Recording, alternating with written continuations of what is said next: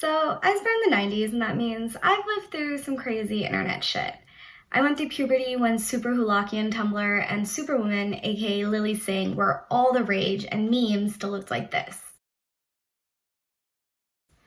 Wait, before you click out of this video, I feel like I need to clarify, I wasn't like a super Hulakian person. I mean, I was on Tumblr, which explains my abundance of mental illness, but I geared more towards the Harry Potter thing and the hipster stuff that went on for a little while. And thank God a lot of these internet fads have died down and we don't still put mustaches on everything and pretend being random is still funny. But some special chosen few have persevered through it all. So today I want to talk about Lilly Singh. Now, I know there have been a ton of videos made about Lilly Singh and her late night show, which in my opinion are justified. I think there is a lot of room for improvement with the quality of content her team is putting out. I actually wrote one myself because I've been self-quarantining and I've run out of things to do. And I really talked about how I wish she'd evolved her original content of being this, brown kid with bobby parents to a woman of color who really understood the nuances of racial and political dynamics through a comedic lens. As a woman of color, I had high expectations of her, but A Little Late with Lilly is just disappointing. So then I decided, fuck it, let's clown on her instead. So in my mind, Lilly Singh's audience is probably like 10 to maybe 18, and that's even really kind of pushing it, And I assume that because as a 22-year-old, I don't know a single person that's actively watching Lilly Singh's content, whether it's her YouTube videos or her late night show. And those who have don't seem impressed. Most of the people I know who are familiar with Lilly were in the same boat as me, where we discovered her as young teenagers and then rapidly outgrew her as we entered young adulthood. She also did a lot of this Instagram comedy style content, which to me inherently implies a younger audience. I'll never understand why she has a late night show at 2 in the morning when it's like 4 hours past bedtime for 80% of her fan base. It makes no sense. It's also probably why her show is so widely criticized, because she's used to doing sketch comedy for children, which are considerably easier to please than the late night audience. She posted a video on Thanksgiving last year of her reacting to things that have been going on in the past week, like Kanye's new opera, Baby Yoda, and Frozen 2. This is one of my favorites because it has some real gems, like her imitating Kanye. Poopity scoop, scoop diddy whoop, whoop de scoop de poop. To this joke about Bernie Sanders and Baby Yoda, which... But if Baby Yoda content gets taken down again, don't worry. You can still get your fix by running a picture of Bernie Sanders through the Snapchat baby filter and turning it green. Check it out. Twins! Is that really as cute as Baby Yoda? I don't know, that's pretty debatable to me. I just noticed how intense her face is right here. She looks like she's gonna pop a blood vessel, Jesus. And I have to comment on this laugh track. It is just so jarring. This is Lilly talking about Tesla's new Cybertruck and kind of doing like a rapid fire of shitty one-liners, and just listen to how forced this laugh track feels. Yep. The Cybertruck was debuted last weekend by Elon Musk, and it's the first vehicle designed entirely in Minecraft. I'm kidding. It looks like an alien drew a tape dispenser. But on the bright side, it's a Lego car you won't accidentally step on in the middle of the night. And to be fair, this is a very inclusive vehicle. Finally, a car for people who have 8 DUIs. The truth is the truth. I'm making fun of it now, but I know once it's released, I'm gonna need to have it. Because it's the only car that looks exactly like my desk.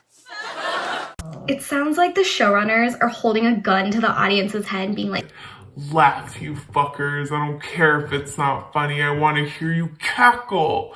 because there is no other reason anyone would be laughing like this at any of the things she just said. Like, is it really that funny that Tesla's new truck is kind of shaped like her desk? Another terrible one is her OK Boomer meme machine video. In my opinion, it really exemplifies the problem that people have with the writing on this show. And I emphasize writing because clearly Lily is not doing any improv on this show, which to me makes this whole thing way worse. That means that this went through a creative process. This was discussed within a team of professionals and ultimately greenlighted to be presented on a major broadcast network. And yet, this segment is almost a masterpiece in terms of how cringe it truly is.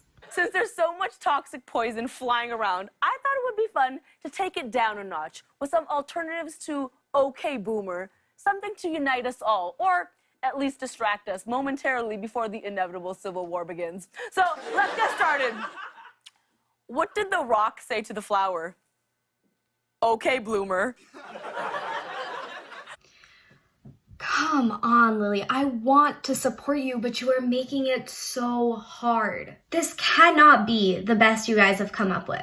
This sounds like what my first grade teacher would have started a lesson about rocks and flowers off with, except all the first graders talk shit about how cringe she is after.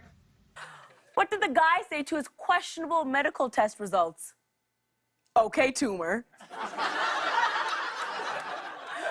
They even showed her like musical sidekick dude being like, this is rough. This is just so elementary. It is so boring. It is so bland. The laugh track is still at it to try and convince you that there's, even a little bit of humor in anything that she said, but it can only do so much when you have working ears.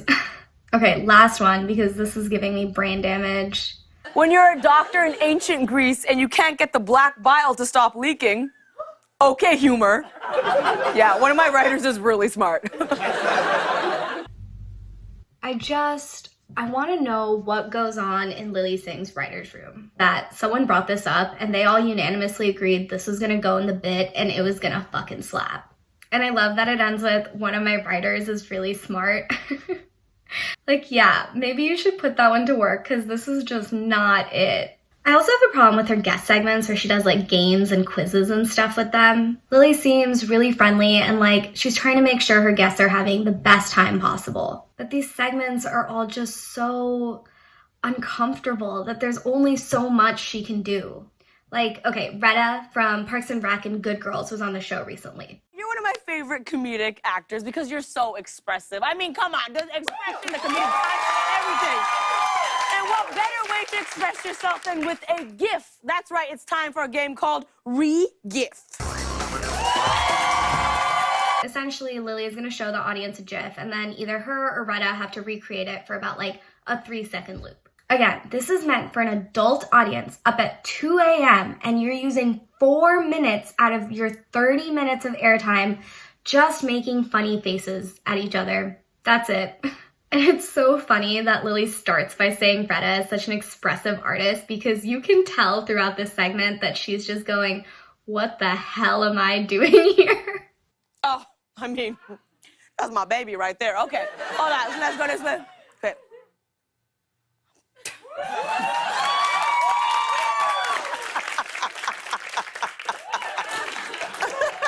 Twins, are we not twins? Twins. Wow, All right. I'm gonna be so bad at this. No, you're gonna be great. Let's see our next GIF. This is some juicy fucking content right here. This is why Lily does what she does. I mean, come on, man. They're not even trying over there. Like, what is this? Just look at how dead inside Retta looks. That is the laugh of someone who holds deep resentment and regret in her heart right now. Twins, are we not twins? Twins. All right, my turn. Let's see my GIF. Oh, okay. All right. I can do this. Which way we lean? This way? Let me start from the beginning.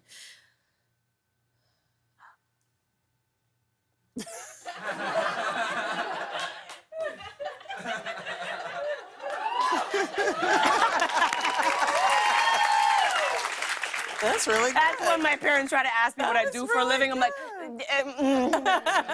You can tell even Lily knows she's bombing right now, especially when it's dead silent for the first half. And clearly they had to like cue the audience to laugh, or the editor had to kind of fill it in. She tried to save it with a relatable joke about her parents, but this is just a train wreck.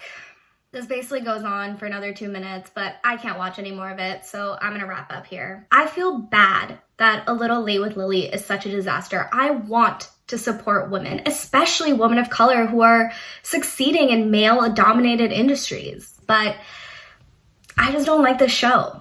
I feel like it's doing a disservice to other genuinely talented women out there looking for opportunities in entertainment because the show is just not something to be proud of. Lilly, you seem like a friendly and passionate person. I really hope you listen to the feedback and hire a team of professionals that are actually good at their job. Anyways, yeah, so let me know your thoughts on Lilly Singh and her late night show. Did you used to watch her YouTube content? Do you keep up with her show? Let me know. And don't forget to subscribe. See you guys next week. Is literally the worst thing I have ever seen. Who gave her this show? I hate this on so many levels, not even about being sexist, I just hate it in general.